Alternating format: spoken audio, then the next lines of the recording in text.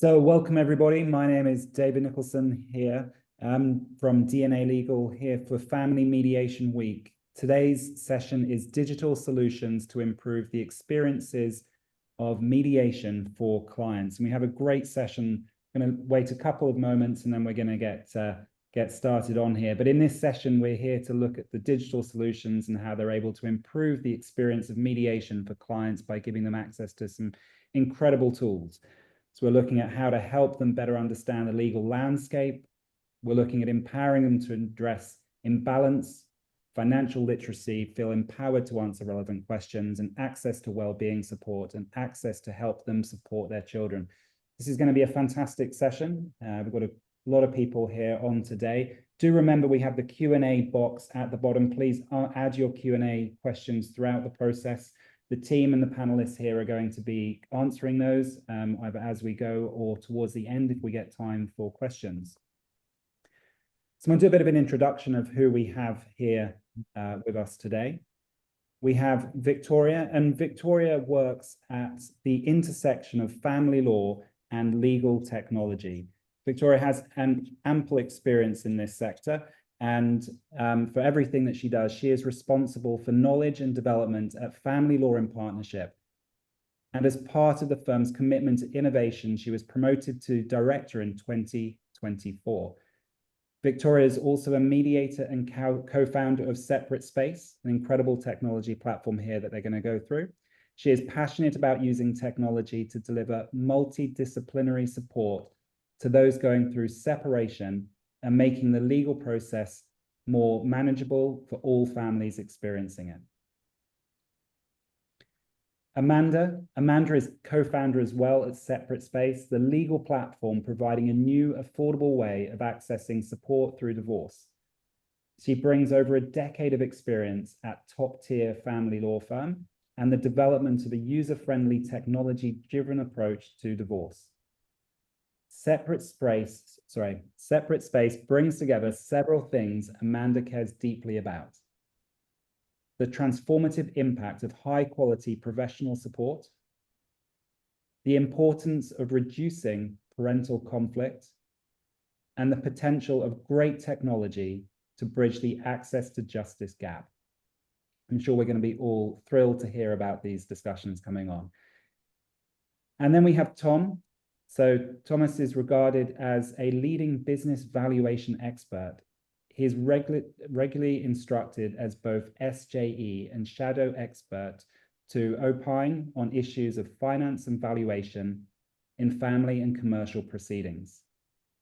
He is also the founder of Multiple and Budget, two legal tech solutions that are revolutionizing how valuations and budgets are prepared in financial remedy proceedings. So I'll hand over now for our first speaker. Good morning. It's fantastic to be here. Thank you for the introduction, David. We're going to kick off in a moment with some thoughts on tech and family mediation broadly, touching on access to justice, digital solutions, and the pros and cons of AI. And then we will spend some time looking at three products: Budget, Multiple, and Separate Space. We'll end with some questions, so pop those in the Q&A box as we go. Next slide, please. So we're really used to technology in our lives. I'm going to talk now about tech and the family mediation landscape. And there are two key points here that I want to emphasize. The first is that the mediator's job is a broad one. The second is that tech has taken hold and transformed the way we live in other areas of our lives. My belief is that applying technology in the domain of mediation has great potential for good, but it doesn't come without risks. And taking an ethical, cautious approach is critical. So let's recap on the mediator's job, something you'll all be really well aware of. When a relationship breaks down, it impacts every area of a person's life, with legal, financial, practical, and emotional consequences for both the adults and the children involved. When a mediator sees a couple going through separation, all of those issues are present. And even though the main focus for a mediator is to help create a forum for constructive dialogue, more often than not, the life stuff needs to be addressed. Often a couple are supported by individual lawyers, And as you will see in my next slide, legal input at the right time is really important. Sometimes they'll have therapeutic support, perhaps instructor POD or expert business valuer, and have some help from an IFA. Here at Flip, the firm has been taking a multidisciplinary approach with lawyers, mediators, and therapists all working under one roof and thinking together about what clients need across those domains. And that will be for what is going to be 30 years this year. So that's the anniversary for the firm. But there's an enormous gap between those who can afford individual support by their side and those that can't. And there's no prizes for guessing which group is the largest by a very long way. In response to client circumstances, mediators develop skills and knowledge to enable them to help, whether that's the ability to provide some legal information or signposting, guidance about children issues such as attachment theory, or technical know-how with spreadsheets and business accounts. Mediators have to be good at lots of things. But so often there's pressure on time or budget constraints, and it's just not possible for a mediator to address everything in a 90-minute joint session. So where does technology fit in? Technology is changing the way we are living across our domains. Online banking, to take an obvious example, has moved from niche to the norm. When was the last time you went into a bricks and mortar bank? As a parent, my phone is essentially the operations hub, apps for booking parents' evening as well as paying for clubs and WhatsApp group for birthday parties. And there's an opportunity here as to how we use tech in the mediation and wider family law domain to make more help available to more people. But we need to do that thoughtfully, carefully, ethically. Yeah, next slide, please.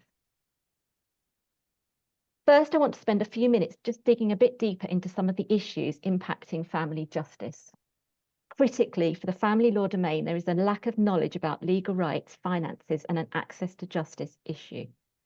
We know that around 200,000 people get divorced each year, or 100,000 couples.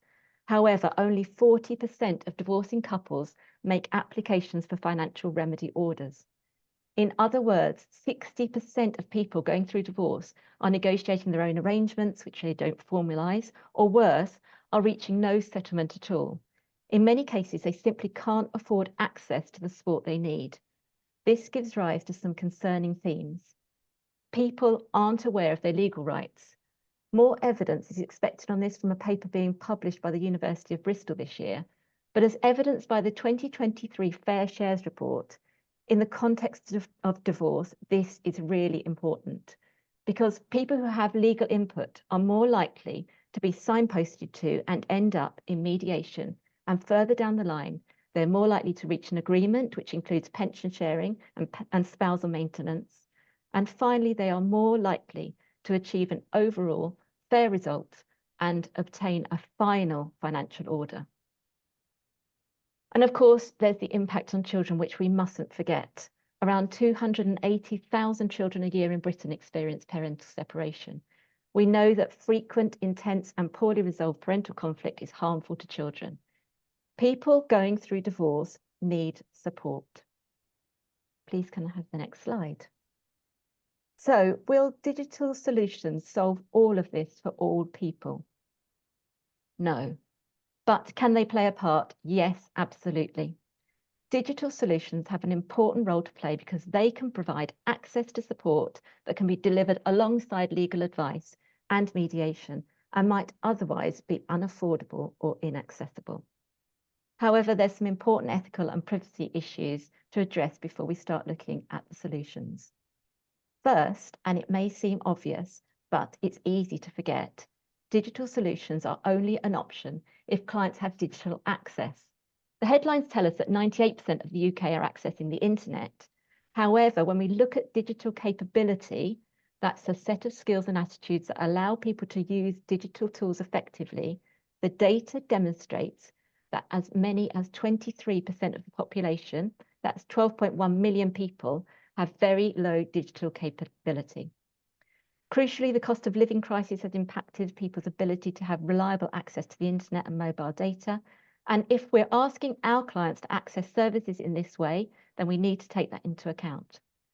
Finally, digital platforms are not always optimized for screen readers or other assistive technologies. when interfaces don't accommodate visual, hearing, or motor impairments, and when there are literacy or language barriers. New slide, please. But putting that to one side for a moment, let's assume that our clients are able to access the internet. And like many people who don't know where to start, they ask an AI assistant, such as ChatGPT, to help with their family law query. What are some of the issues here? New slide, please. Although the interface is designed to look like it's communicating with us with prompts that address us by name and ask us, how can I help you today? Interacting with an LLM isn't a conversation.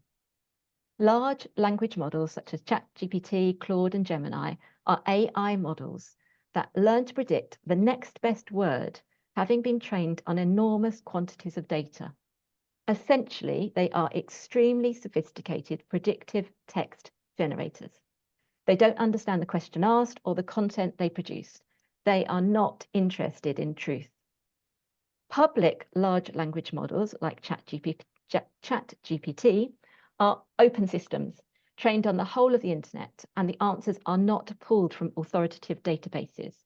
This means that the bias inherent in internet content is replicated in the model.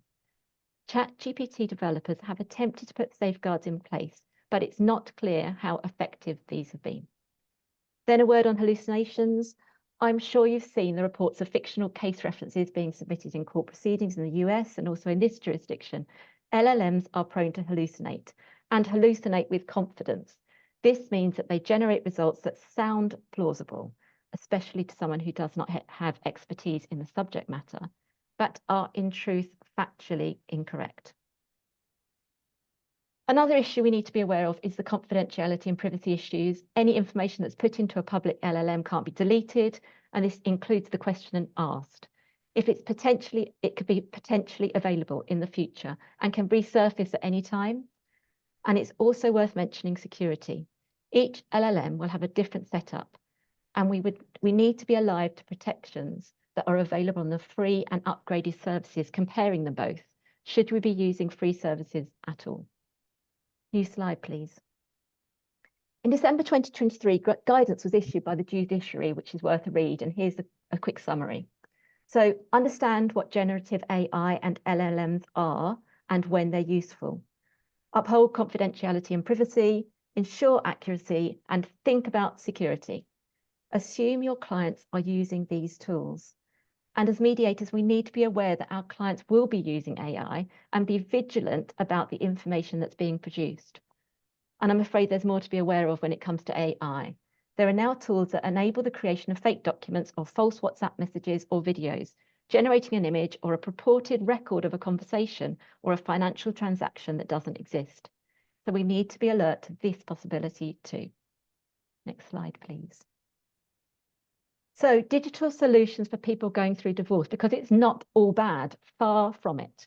There has been a significant amount of progress with the creation of digital products in this space, and you can see some of them on the screen now.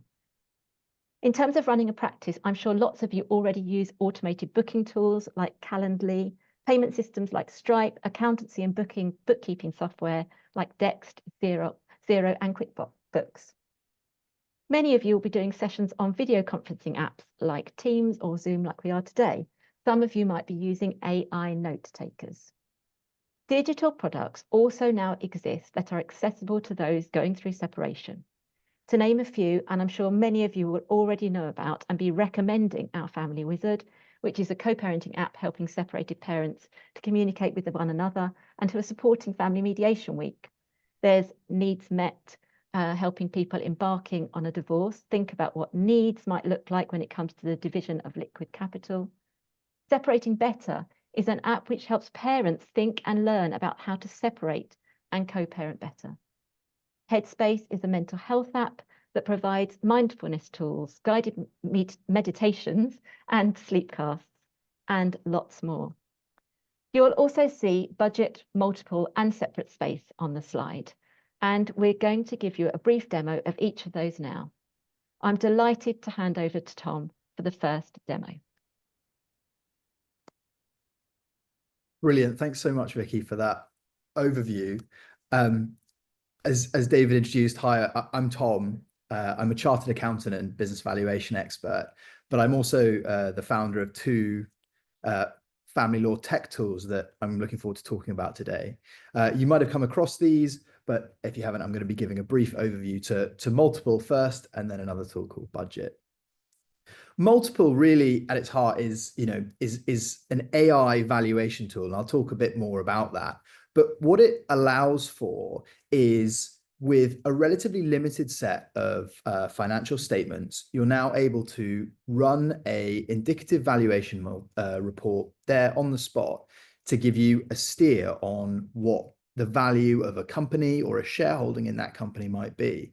And this is really increasingly useful in when it comes to parties separating, and perhaps in mediation, where there might be a shareholding, one of the parties might own a business.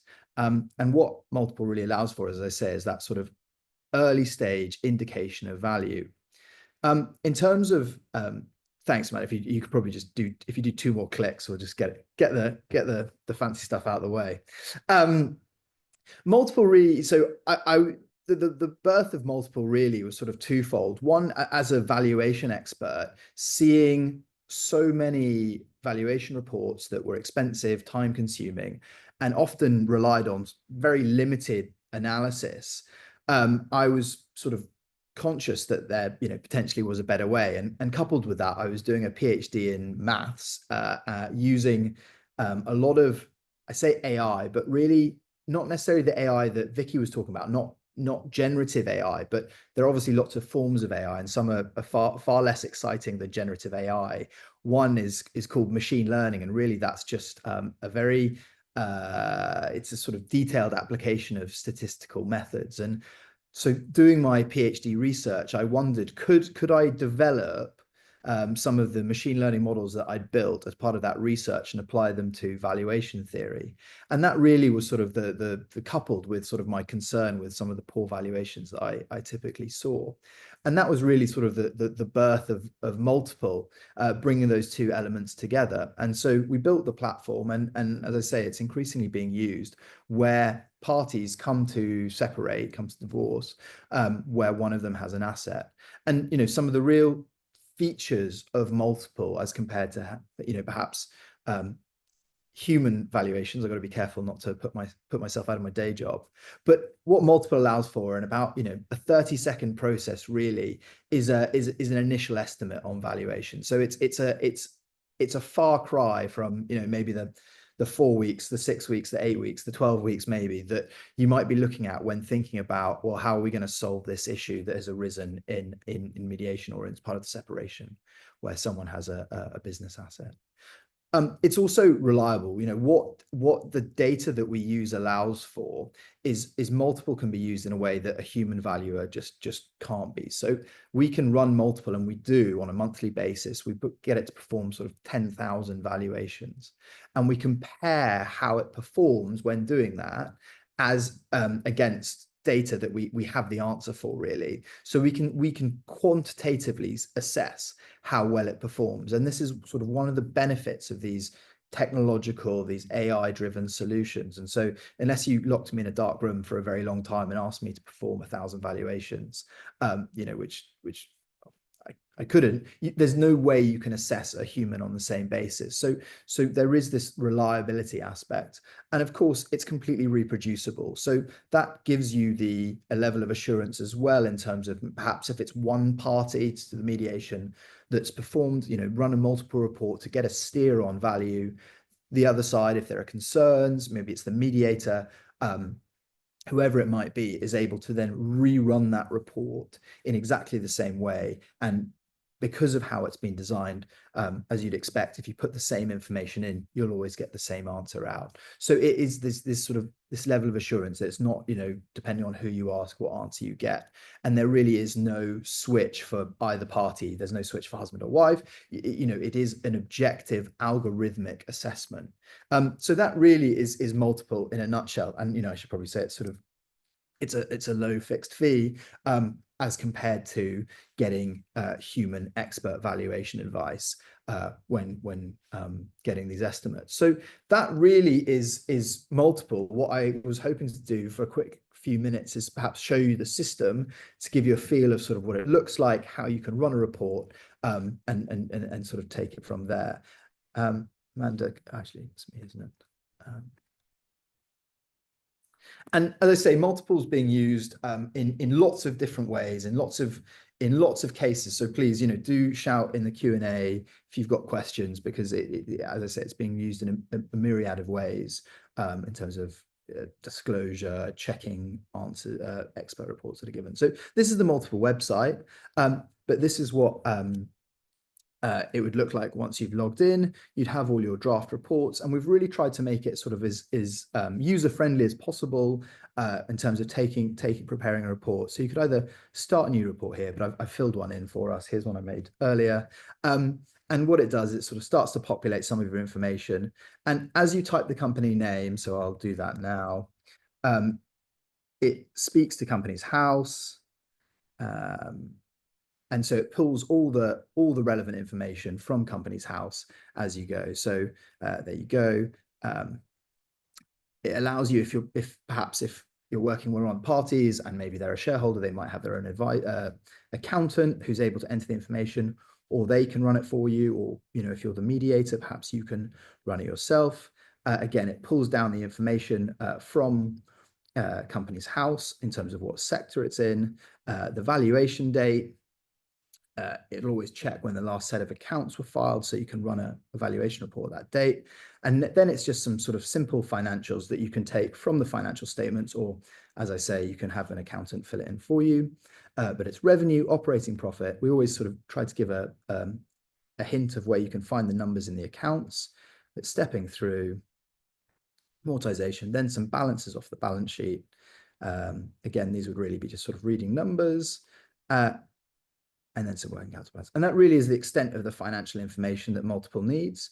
It's presented to you in a summary page, and this is always appended to the report, so it's completely transparent in terms of the numbers that we use to run the report. So we go ahead and run that report. And this is all now running in real time.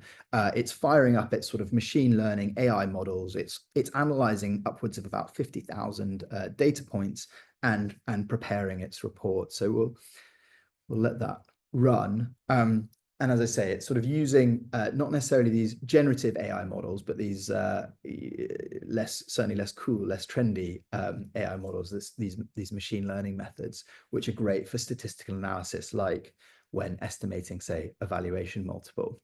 And so off it goes, does its thing, fingers crossed, and off it goes. And that's what you get, a valuation report. So that's how long it takes. And what it presents to you, it can give you that immediate feel of businesses in this industry, might trade at a 4.4 discount, 4.4 multiple. It lets you know sort of companies that it compares to. Again, it goes to that reliability, that credibility point, and what discount it's applying to go from a listed multiple to a private multiple. And then it will step you through the other stages of calculating or estimating things like the profit number to then do a final valuation. And of course, Amanda, could we come back to the slides, please? I'll just stay on the multiple. Yeah. It'll step you through that whole process, and then sort of what it spits out is an upper and lower range of evaluation. As I say, that can be incredibly helpful at whatever stage you're at, where you have issues of, there is a shareholding, there is an asset of this form. What are we going to do about taking a view on its value? And one of the ways that it is being used is often where one of the parties perhaps is a sole, they work through their own business, but it is just them. So we've seen cases where, if I don't know, take for an example, maybe they're a plumber that work through an incorporated business. The business itself, you might say, doesn't have any capital value, but multiples being used to sort of demonstrate that to the other side, to say, that there really is no value here, because what multiple allows is where you're thinking about they're taking their earnings out as dividends, perhaps. It suggests making appropriate adjustments for the salary that need to be paid, and then when you run the report, it shows that there's sort of no value. So as I say, so that's multiple. That's one tool that's addressing the problem of valuations and getting them for sort of sensible prices in quick timeframes.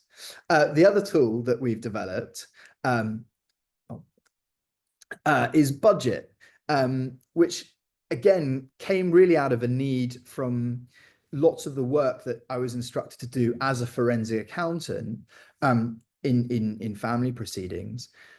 And of course, budgets with the vowels, budgets are, you know, a key element to couples when they're separating, to know what they've historically spent and what they expect to spend going forwards.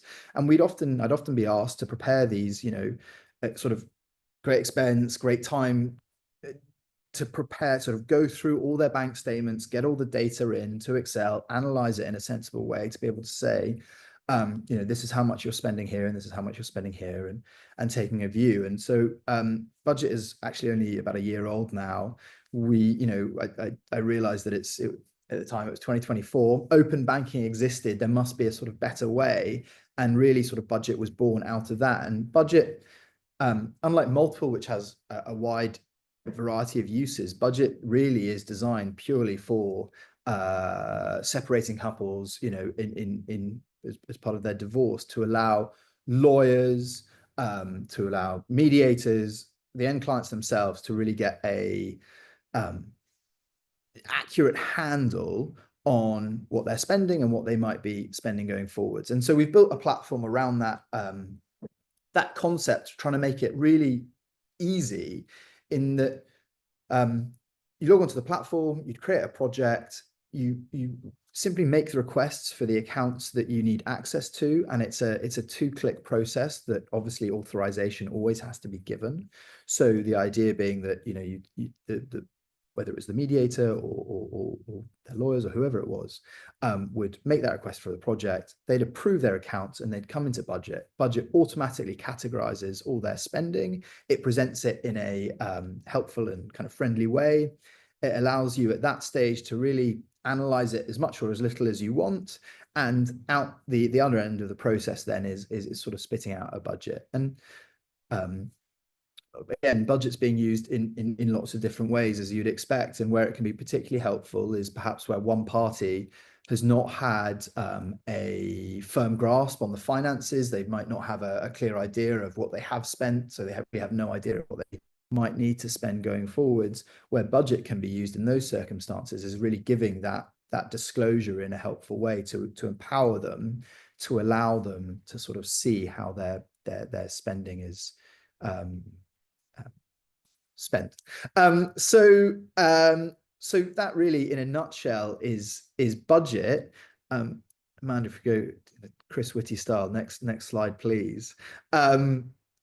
Or we can whiz through these. So these are some screenshots, but actually I can hopefully go one better, and I might show you the budget platform itself to give you an idea of some of the tools that we've built in and how it can be used. So this is the budget website. I'm sure you've noticed the theme that we're not a fan of vowels. So bdgt.report is the budget website, but this is what it looks like on logging in. It's really easy to start new projects. You need very little information. You really just need, you know, where the request is going to be sent to authorize those accounts, and this is sort of where all your projects would be stored. And logging on, this is logging on to this project. It's very easy to add new accounts. It lets you know which accounts are there. So, and because it uses open banking, there's very, very good coverage of pretty much all accounts. So you go ahead and request those accounts. Approve that would be sent, and then approval will be given. But once the data's in, it gives this really high level summary, which again can be really helpful for just sort of giving that overview of really, in a, you know, ballpark, what are they spending. So, you know, have there been peaks? Why have there been peaks? You can go look at that. And of course, in the detailed view, you're able to then really drill down into all that spending, into those categories, all the functions that you'd expect in terms of reviewing spending over particular periods of time. You can apply filters to allow you to sort of drive down into the data. Transfers, it will show you all the transfers in and out. So again, it can be a really helpful tool for looking at income to get a feel for what's the amount been hitting the account. And then the budget itself. And so budget really has a whole number of categories built in. I think in total, it's got almost 120 individual spending categories categorized in these 7 high-level categories. But of course, you can add as many as you need in terms of when you're reviewing and categorizing your spending. So if we expand all those, that gives you a flavor of the granularity that it goes into. And of course, the starting point is the current spend based on what they're actually spending. And then you're able to go through each of those categories, adjusting them as needs be as you come to a view on what your anticipated budget might be going forwards. And then, of course, you can then download that either as an Excel or as a PDF. So that really is a whirlwind tour of budget. As I say, it's being used in a whole variety of ways. We're using it where one party is giving disclosure to the other, where it's being used where just the one party wants to review their own spending to get a feel. And it's really exciting, in terms of making that process what was quite laborious, time consuming, of going through those bank statements. I mean, if we were in person, I'd say a show of hands of who's had late nights highlighting bank statements to get a view. But and that's so we're really excited about how budget's being used. So those are just 2 tools that are quite specific. They use technology in a very specific way to address certain problems. And I'll hand over to Amanda now, who's going to tell us a bit more about Separate Space. Thanks, Tom. Morning, everyone. Thanks for being here. My name's Amanda Bell. As David said at the beginning, my background is as a family lawyer, and together with Vicky, I've built the online platform for divorce, Separate Space. Separate Space is essentially a companion app. It's a web app. What that means is that it's accessible from a browser like Chrome on any device, as opposed to being an app that you have to download. I'm going to refer to it as a platform in today's session. It holds the hand of people going through divorce, helping them understand what they have to do and how to do it. Many of the people using Separate Space are in mediation and seek legal advice too. Others can only afford a very minimal one-to-one level of support, and none of our members can afford to have a lawyer at the end of the phone all the way through the process. And in that way, our platform bridges the support gap. It helps people get hold of reliable information when they need it, and our aim is to help people make informed decisions and move forward with confidence. I'm going to use Separate Space as a case study today, demonstrating how digital products can be used to improve someone's experience of mediation. So Separate Space is designed for an individual. I'm going to show you a bit of the onboarding now. I should say that it is possible for both people in a separating couple to use it. There is no conflict. We're providing information and tools, not legal advice. And of course, you won't need me to tell you the benefits for a separating couple of getting the same information. Right, when someone signs up, they're guided through a number of questions. We've taken a coaching approach to these questions. So underneath each one, we're explaining why we're asking the question and why it's relevant. The result is that at the end of the onboarding process, people are more informed than they were at the beginning. You can see some of the questions here on the screen, what the living arrangements are, whether there are children. Other questions include how old the children are, a bit about finances, how far along they are with the divorce process. Our platform then creates a personalised pathway through divorce, giving a bird's eye view of the whole journey.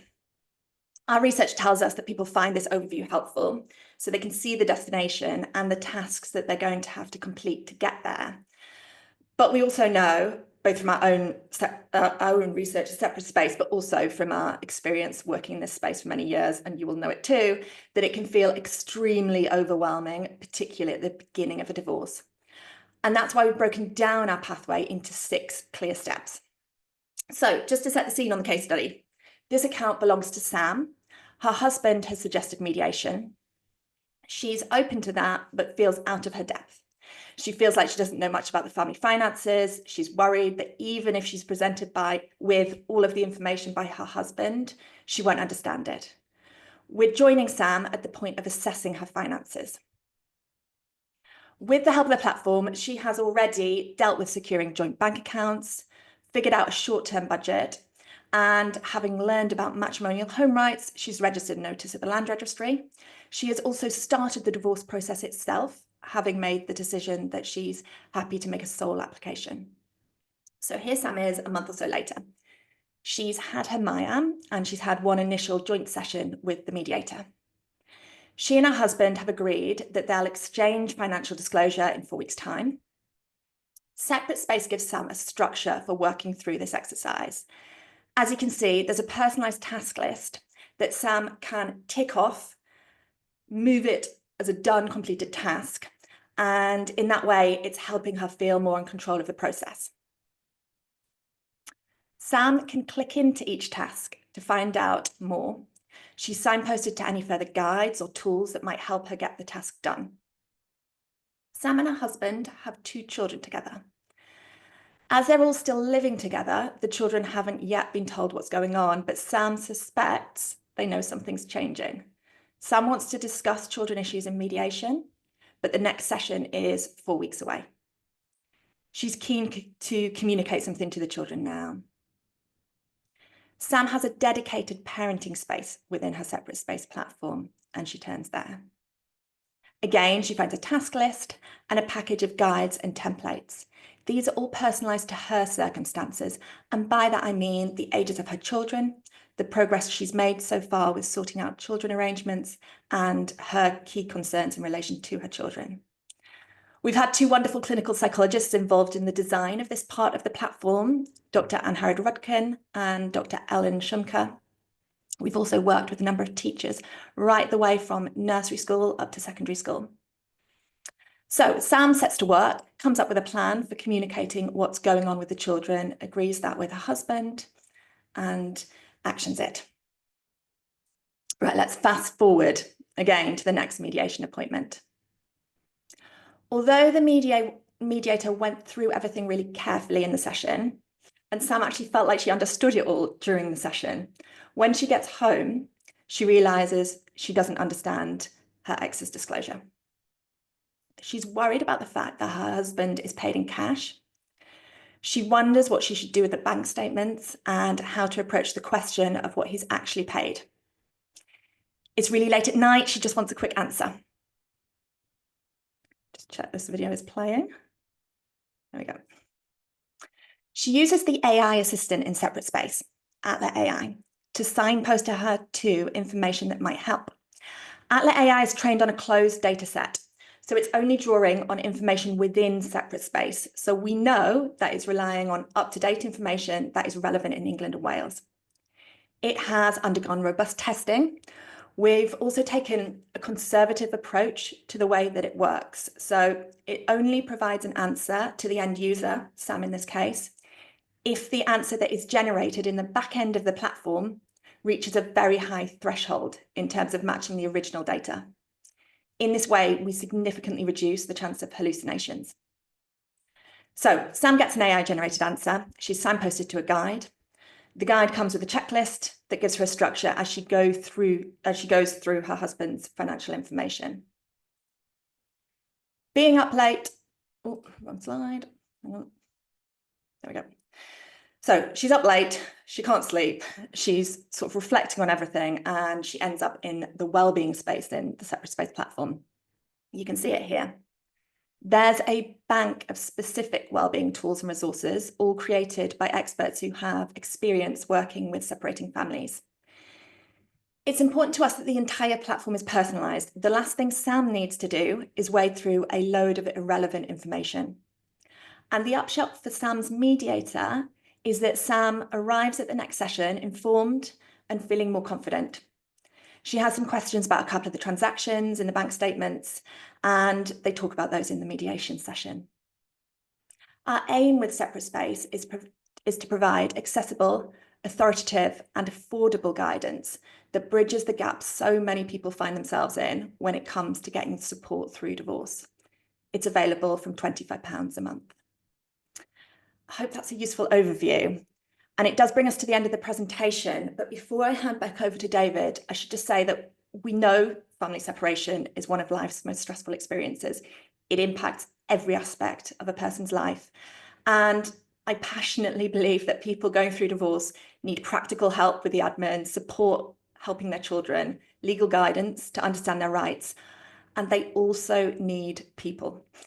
So if you are someone that breaks out in a cold sweat when it comes to start thinking about tech and what it's going to do in this space, please don't. You know, tech can certainly streamline the way mediators run their practice, making the admin side more efficient. It also has enormous potential for making legal guidance, financial tools, emotional help, resources for children, all of this far more widely available, and that has to be a good thing. But I really don't think it's going to replace the human skills. You know, thinking about those skills that are so core to mediation, picking up on the sense of connection or disconnection between people that you have in front of you, assessing whether there's an imbalance of power, figuring out what drives them, how you might be able to help them see one another's point of view, recognizing those verbal and the non-verbal cues that they give you and give each other. You know, tech is nowhere near being able to do these things well, and well, do them at all, certainly not well. And with that, thank you for your time today. And I really hope that we've left you feeling reassured, but also hopeful and excited about the ways that we can use tech for good when it comes to supporting separating families. Thanks for your time. Thank you, Amanda. That was brilliant. And thank you, Tom. Thank you, Victoria. Before we jump into a few questions which are coming through, I've got also some great tech-enabled tools here that we've provided at DNA Legal.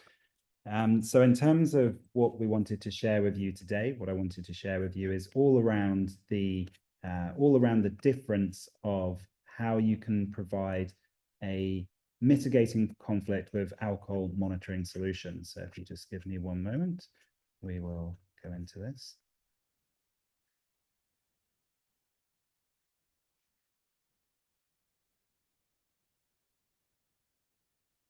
So DNA Legal, we've been around 20 years providing services to family law practitioners, local authorities, all around divorce, separation, and child custody matters.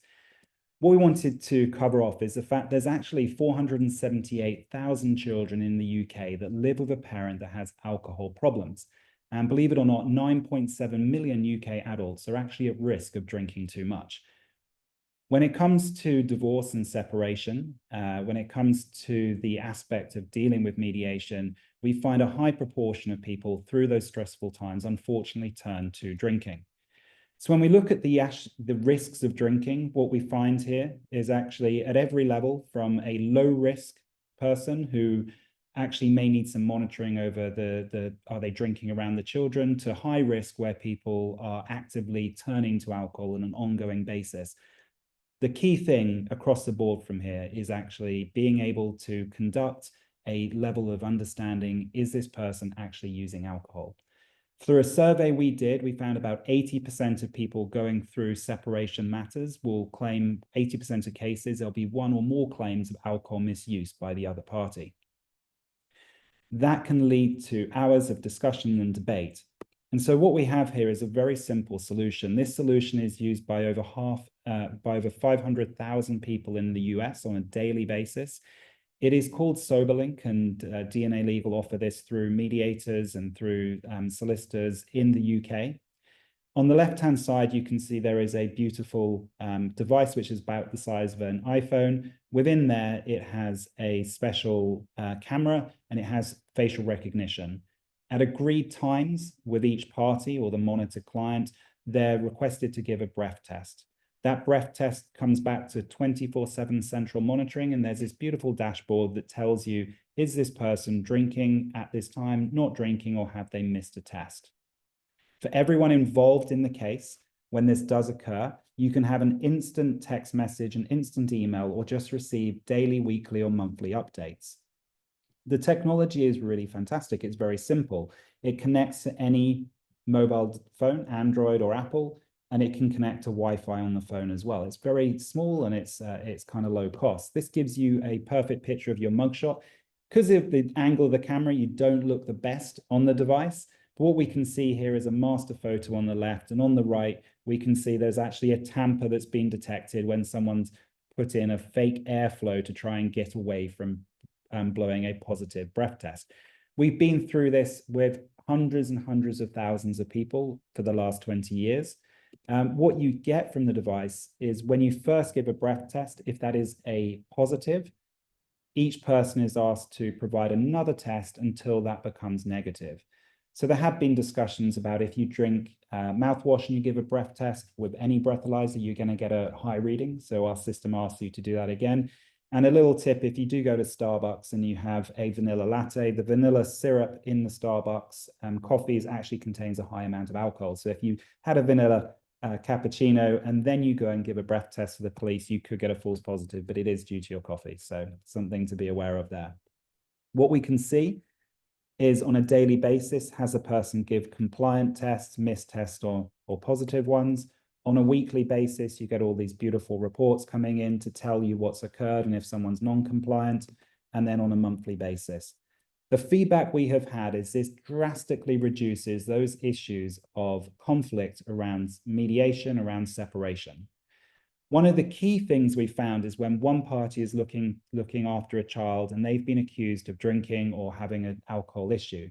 In that case, you can actually set up the device to do breath tests only when they have custody of the children or they're looking after the children.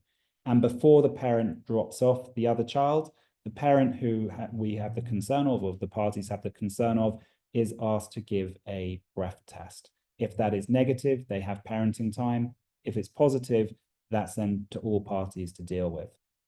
What we've found is the support that this offers people to stay and remain sober, both either during parenting time or if the issue is more severe and they want to show complete abstinence from alcohol during every day of the week, this can be provided as well. For all mediators in the courts, we have fantastic documents which gives you a way of reviewing the devices and reviewing and making sure that each party is aware of what testing is going to take place. So that's how the system works and what goes on. I have a little video, but I don't think the sound is going to work for anyone. So let me just see if I can get that going on here. And if this doesn't work, I will talk through it.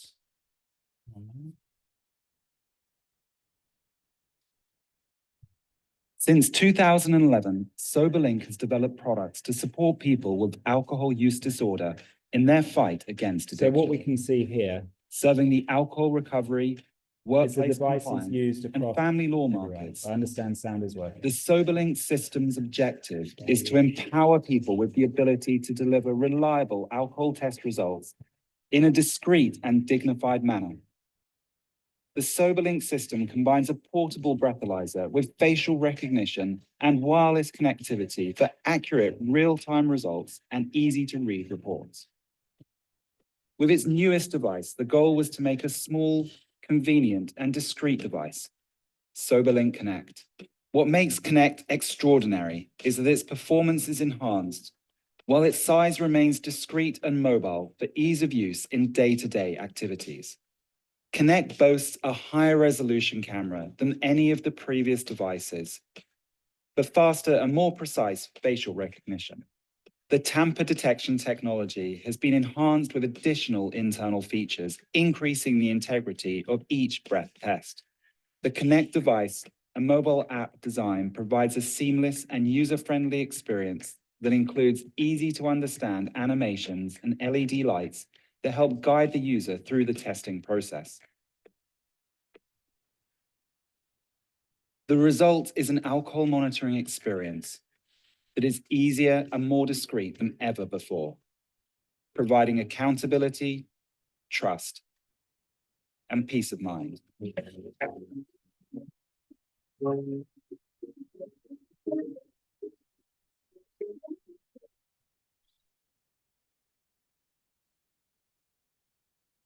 So that is SoberLink. At DNA Legal here, we've been providing thousands and tens of thousands of hair tests, blood tests, But for mediation, cases of mediation and cases of divorce, SoberLink is transforming the way that alcohol monitoring can be dealt with. And it's having a vast impact on supporting families around the conflict that occurs, especially around the use of substances during separation. So I'm going to stop that now, and we can go to any questions that we have that have come in. So we will just bring this up on the screen. So if anyone would like to raise the questions, we've got a couple of questions coming in there. So if we start from the bottom, so SoberLink can be used, I'll answer those. SoberLink is around £299 per month, and it can be used in Ireland, and that's how that part works. So we'll send that off. So we have a question about multiple and budget, Tom. Do these options work outside the UK, i.e. in Ireland? So taking those in turn, the technology that underpins multiple can be used to perform valuations for businesses in Ireland or anywhere around the world. In terms of how multiple set up, it is linked to Companies House, so it wouldn't have a direct connection into the Irish company registry. So in a nutshell, yes, but no, we can, we can sort of behind the scenes create a kind of bespoke multiple report that uses the multiple technology and using the Irish data. So it can be done. It's just a little bit more tricky. Budget can budget be used internationally? At the moment, no. Obviously, open banking is a sort of global standard, and the transaction provider that we work with that provides sort of the connection to the accounts has coverage of the US, Europe, internationally, and that's something that we'd really like to do. It's sort of on our longer term to-do list. Obviously, it requires a lot more integration in terms of exchange rates, where account details, transaction details are in foreign script or language. So it's something that we want to do. It could be coming in time, but at the moment, no. Fantastic. Amanda, question for you on the chat there. Is there any guidance with enforcement challenges, etc.? Yeah, thanks for that. No, where we are really aiming and where we can add the most value is if people can get onto separate space in the early days of separation, so they can understand the lay of the land, they can understand their options, they can make informed decisions going forwards. What we are not is in any way a litigation companion. So the idea of dealing with enforcement and challenging and so on, we're not the place for that. We're not the place to signpost people to. Fantastic. So I know we've answered a lot of questions. In terms of the slide with the web address, you have that on the screen now for you. If there's any other questions or anything else, Amanda, Tom, or Victoria, you wanted to add or share this morning, have a few minutes left.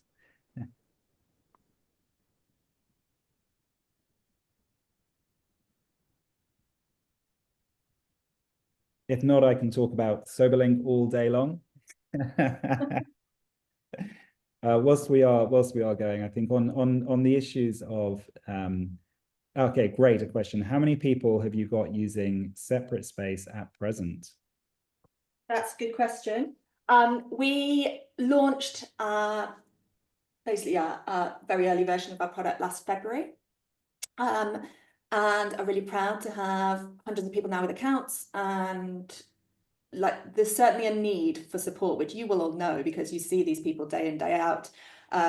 But we have got thousands of people on our database now who want support. So not all of those people are kind of paying users that have been through the platform, but all of them have got some sort of support through us, mostly free support.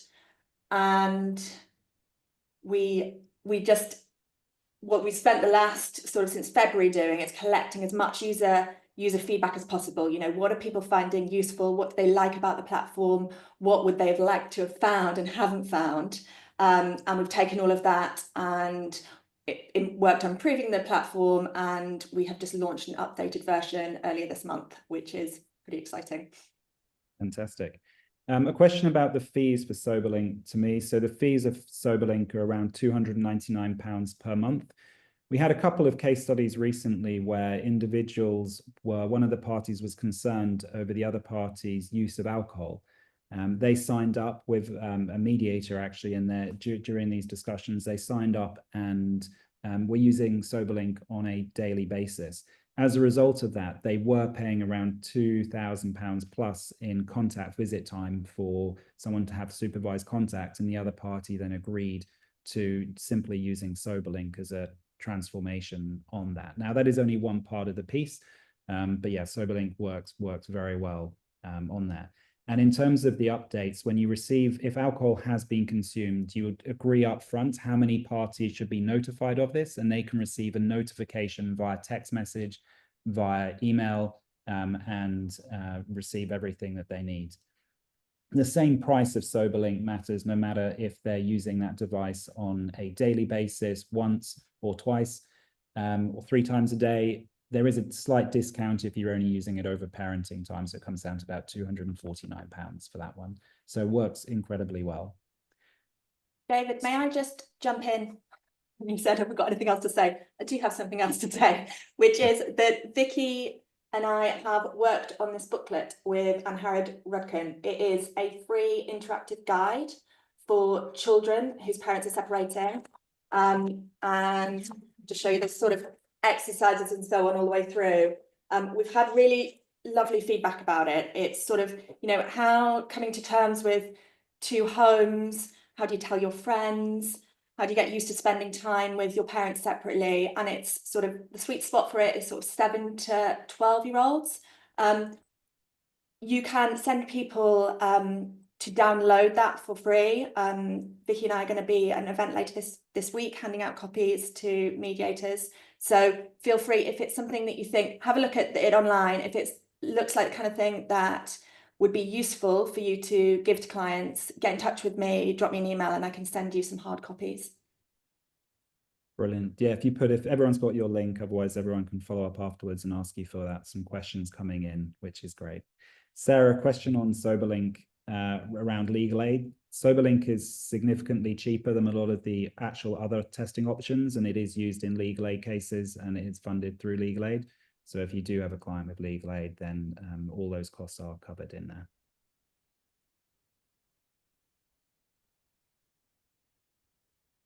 Fantastic.